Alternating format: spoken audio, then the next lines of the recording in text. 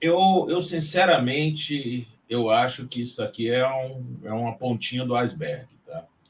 Que eles descobriram, que é por isso que deu essa ênfase toda. Não ninguém ali está agindo como principiante, tá? É de uma extrema gravidade, o que os fatos apurados são de uma extrema gravidade, porque comprometem o Brasil nas suas relações bilaterais com os Estados Unidos.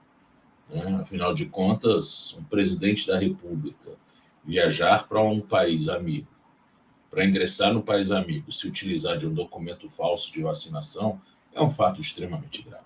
Extremamente grave. Eu acho que na história do Brasil isso aqui nunca aconteceu. É uma vergonha dessa de colocar o Brasil realmente genuflexo, né, de joelho, né, em cima do milho, pelo que um presidente da República fez com os Estados Unidos. Então, isso é muito grave. E o que é mais grave ainda é que eles são tão primários, mas tão primários, que não trataram de apagar nenhum tipo de vestígio. Né? Eles fizeram a inserção no sistema e depois pegaram a carteira de vacinação a partir de um computador do Planalto. Quer dizer, até isso daí é de uma primariedade. Não usou nenhum VPN, não usou nenhum VPN para disfarçar. Não. Usaram o computador do Planalto para fazer a meleca toda. Né? Que loucura. E aí primeiro eles pegaram um código de vacina que era de Goiás.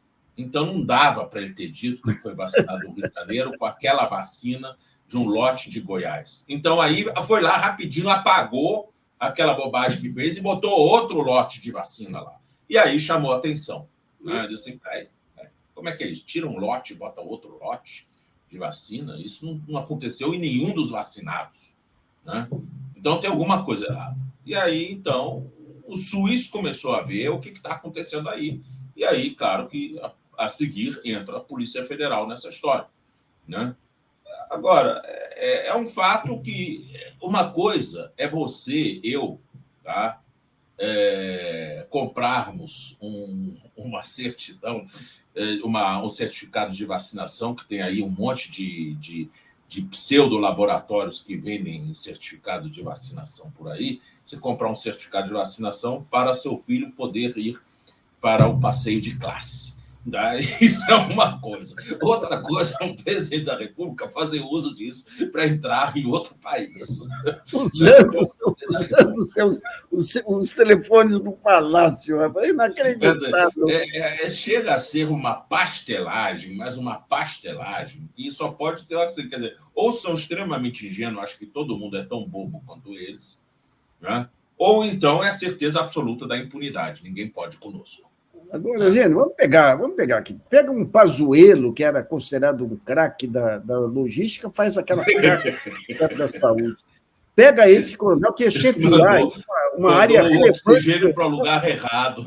Mandou para Belém em vez de mandar para Manaus. Inacreditável. Agora pega esse coronel aí, que era para ocupar um cargo de comando e tudo aí.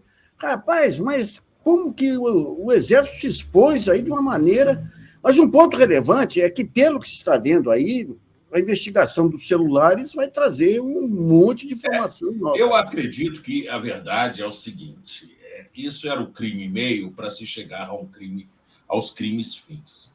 Tá? Porque na hora que você apreende o celular, né, do Bolsonaro, a coisa muda de figura.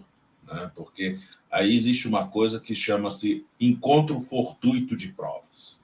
Certo? Você vai, na verdade, no celular dele para procurar os vestígios dessa novela da vacinação. Mas, você achou coisa diferente. Você estava atrás de ouro e achou diamante. Né?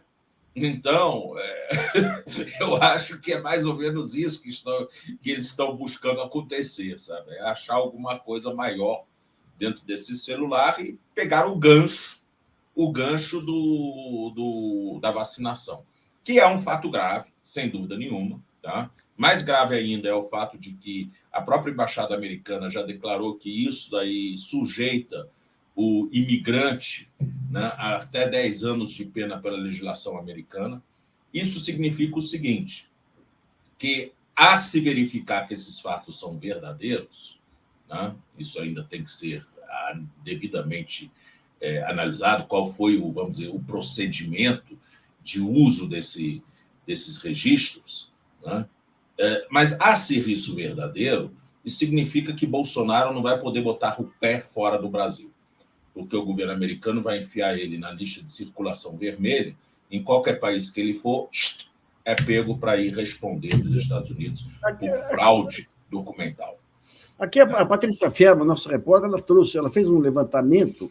Ele poderia ter entrado nos Estados Unidos depois que saiu do governo aí, sem a carteira de vacinação, mas ele poderia ter, a equipe dele não, e ele poderia ter, por precaução lá também, pegado a carteira.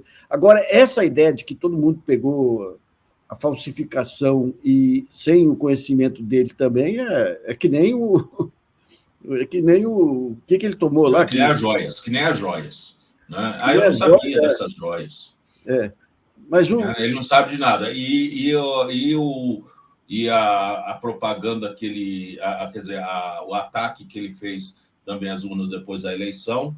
Não, isso daqui não. Eu tinha tomado meus remédios e não estava entendendo direito a gravidade dos fatos. E você pega agora o Torres também, estava com tendências, não sei, ameaçaram mandar ele para um hospital, prisão aí. O problema é o seguinte: quando você tem a verdade do seu lado, você não teme as consequências.